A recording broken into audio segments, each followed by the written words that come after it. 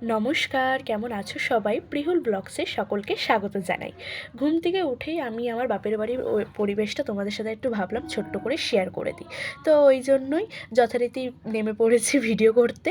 তা সকালবেলা উঠেই দেখি ওয়েদারটা এত সুন্দর লাগছে, যেহেতু দুদিন আগে বৃষ্টি হয়েছিল, তারপরে যেহেতু রোদ উঠেছে, ওই জন্য এত সুন্দর লাগছে পরিবেশটা দেখতে, ওই জন্য তোমাদেরকে একটু ছোট্ট করে দেখিয়ে দিলাম। তারপরেই আমি দেখি যে মন্দিরে পুজো শুরু হয়ে গেছে।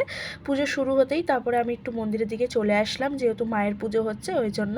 তার সকালবেলা উঠেই দেখি এরকম যে পুজো শুরু হয়ে গেছে, তো তাই জন্য ভাবলাম তোমাদের সাথে ছোট্ট করে একটু শেয়ার করে দিই। এই যে হচ্ছে আমার বাড়ির মন্দির, আমাদের বাড়ির নতুন মন্দির হয়েছে। তো কেমন হয়েছে মন্দিরটা অবশ্যই কমেন্টে জানাবে সকলে। তো এইটাই হচ্ছে ভেতরে ভালো করে দেখিয়ে দিচ্ছি তোমাদেরকে একটু ছোট্ট ছোট্ট ক্লিপ নিয়ে। তারপরে এখানে মন্দিরে পুজো শুরু হয়ে গেছে। তো এখানে আমার পিসি যোগাযান্তি করে দিচ্ছে ঠাকুরমশাইকে, উনি যেহেতু পুজোটা করবে বলে। তারপরে আমি এদিকে একটু ছোট্ট করে আমাদের বাইরের উঠোন ফুটনগুলো সব কিছু দেখিয়ে দিচ্ছি।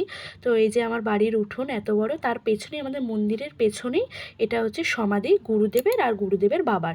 তো তারপরেই এখানে হচ্ছে আমার পেছন দিকটা, মানে আমাদের বাড়ির পেছন দিকটা তোমাদের সাথে একটু দেখিয়ে দিলাম যে কেমন আমাদের এখানে পরিবেশটা। তো পুরোটাই গ্রাম। তারপরে ওই যে এটা আমাদের বাড়ির কাঁঠাল গাছ, কত কাঁঠাল ধরেছে দেখেছো?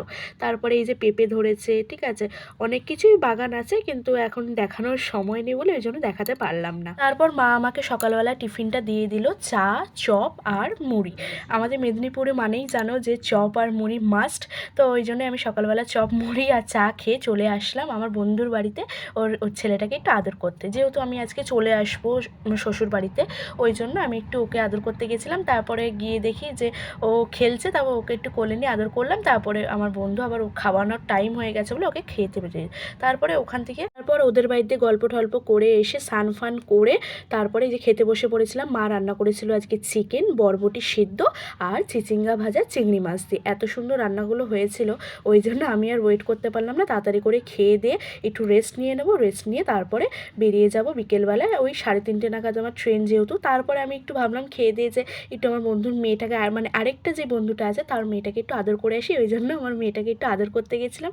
তারপরে এসে ওখান থেকে এসে আমি একটু রেডি হয়ে নিলাম। রেডি হয়ে এই যে এখন বেরিয়ে যাচ্ছি বাড়ি যাওয়ার উদ্দেশ্যে, কারণ হচ্ছে বাড়ি তো যেতেই হবে, দুদিন পর যেহেতু আসবো, একটা কারণ আছে ওই জন্যই। তা এই যে এখন বেরিয়ে গেলাম, বাবা আমাকে ছাড়তে যাচ্ছিল স্টেশনের দিকে। মনটা খুবই খারাপ লাগছিল, যেহেতু বাবা মাকে ছেড়ে আসতে হচ্ছে ওই জন্য। আর আমার বাড়িটা আর আমার শ্বশুর বাড়িটা এতটাই ডিফারেন্স যে কিছু করারও নেই, ওই জন্য মনটা খুবই খারাপ লাগছিল। আমি মুখটাকে নিচু করে নিয়ে বাড়ির দিকেই আসছিলাম, এত খারাপ লাগছে বলার মতন নয়। তারপরে বাবা এখানে আমাকে টিকিটটা কেটে ওই হাতে দিচ্ছিল, যেহেতু হচ্ছে আমি এবার ট্রেনে উঠে যাব, ওই জন্য ট্রেনও চলে এসেছিলো, ওই জন্য বাবার স্টেশনে আসার সুযোগ পায়নি আমার কাছে, ওই জন্য এই যে দেখছো ট্রেনও চলে আসলো বলতে বলতে। এই আমি ট্রেনে উঠে বসেও পড়েছিলাম, বসে আমি এবার হচ্ছে হাওড়ার দিকে নামবো, যেহেতু আমার বাড়ি কলকাতা, ওই জন্য হাওড়ার দিকে এবার রওনা দেবো। ঠিক আছে, কোনো মন খারাপ করে আর লাভ নেই। তা দুদিন পরে তো বাবা মার সাথে এমনিতেও দেখা হচ্ছে একটা কারণের জন্য। তারপর আমি হাওড়া স্টেশন নেমে গেলাম প্রায় 2 ঘন্টা পরে। তারপরে আমি দেখি যে আমার বর ফোন করলো, ফোন করে আমাকে বলছে যে তুমি কোথায়? আমি বললাম এই তো আমি হাওড়া স্টেশনে নামলাম, তাই এবার বাস ধরবো বলে যাচ্ছি। তখন আমাকে ও বললো যে তুমি এই দিকে চলে আসো, আমি দাঁড়ানো রয়েছি, আমি তোমাকে নিতে এসেছি, চলো তোমাকে বাড়ি পৌঁছে দিই। আমি তো যথারীতি অবাক, ঠিক আছে, আমি ভাবলাম যে ও আমাকে কাজ ছেড়ে নিতে এসছে। তো এইরকম ছোট্ট ছোট্ট সারপ্রাইজগুলো আমার কাছে খুবই ভালো লাগে, আমার কাছে বলা যায় একটা বেস্ট মুমেন্ট। তো তারপরে ও আমাকে আমার মনটা খারাপ দেখতে পেয়ে বললো চলো একটু ফিশ চপ খেয়ে আসি। তো আমার বাড়ির পাশে একটা মানিকতলায় দোকান আছে, তো ওখানে এসেছিলাম, একটু ফিশ চপ খেয়ে নিলাম দুজনে মিলে। খেয়ে দিয়ে ও আমাকে বাড়ি পৌঁছে দিল। তারপরে বাড়ি এসে আমি দেখি মা এখানে আমার ফেভারিট ডিমের কষা আর ভাত রান্না করেছে, তো রাত্রেবেলা খাওয়া দাওয়া সেরে নিলাম। তো আজকের মতন এইটুকুই। কেমন লাগলো ভিডিওটা অবশ্যই কমেন্টে জানাবে, আর দেখা হচ্ছে নেক্সট ব্লগে।